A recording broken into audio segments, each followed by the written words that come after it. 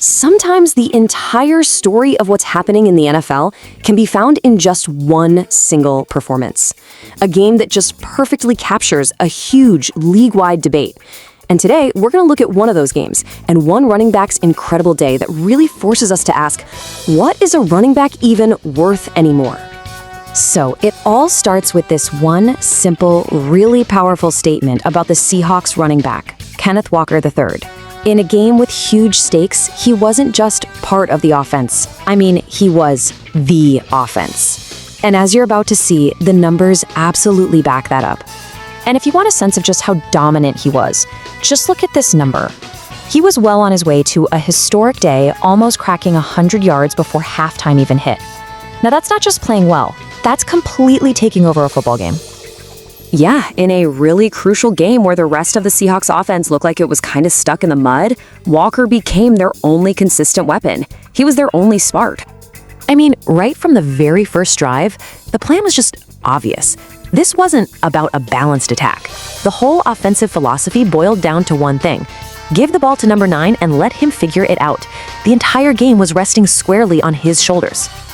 So here's the really crucial point. This wasn't just a case of an offensive line blowing open these massive holes for him. No, he was consistently creating his own success, turning plays that should have been losses into gains and small gains into huge ones.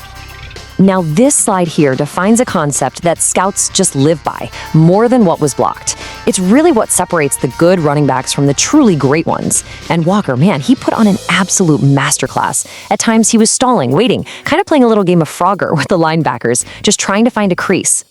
And this slide is awesome. It perfectly illustrates the coaching chess match that was going on. The Patriots came in with the plan, right? They used a heavy front to stop Seattle's bread and butter runs. But the Seahawks had an immediate counter ready to go. And with Walker's talent, they made that defense pay instantly. It was like watching 6 years of offensive evolution happen in a single drive.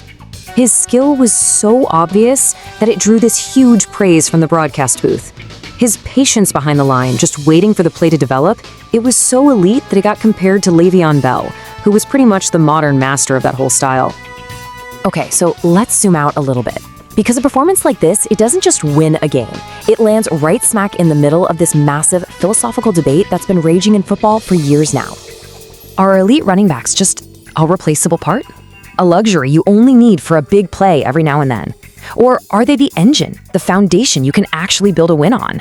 What's so wild is that Walker's single performance, it actually provides powerful evidence for both sides of that argument. But now, here's where things get really interesting. Because even as Walker was putting the entire team on his back, not everyone was focused on his incredible running. Something kind of weird happened up in the broadcast booth. You'd think a performance like this would earn nothing but praise, right? But right in the middle of this totally dominant game, a surprisingly critical comment came out of, completely out of left field. Yeah. Just moments after praising his patience, the announcer, Chris Collinsworth, just drops this line. While Walker was literally carrying the offense, the conversation suddenly pivots to what he supposedly can't do. The timing was just bizarre. And the reaction from a lot of us watching was just immediate disbelief. As one commentator put it, it felt crazy, maybe even the meanest thing they'd ever heard an announcer say about a player during a game, especially while that player was just bawling out. It was a truly puzzling moment. All right, so let's put it all together. Let's forget the debate and the weird critique for a second and just look at the facts of what happened. What was Kenneth Walker's actual value to the Seahawks in this specific game? So the bottom line is this. The Seahawks could not methodically march down the field. They just weren't getting consistent first downs.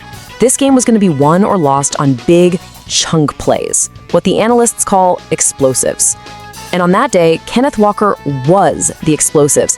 His runs were the only reason they could even get into field goal range to put some points on the board. He provided the exact thing the team was missing.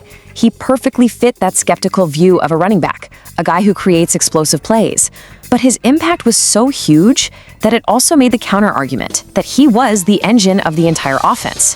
His value wasn't just some luxury, it was the entire foundation for their win. And this brings us all the way back to that strange on-air critique, and it leaves us with one final, crucial question for the modern NFL. If a running back can single-handedly provide the game-winning explosive plays, how much does any of that other stuff, like blocking or catching, truly matter?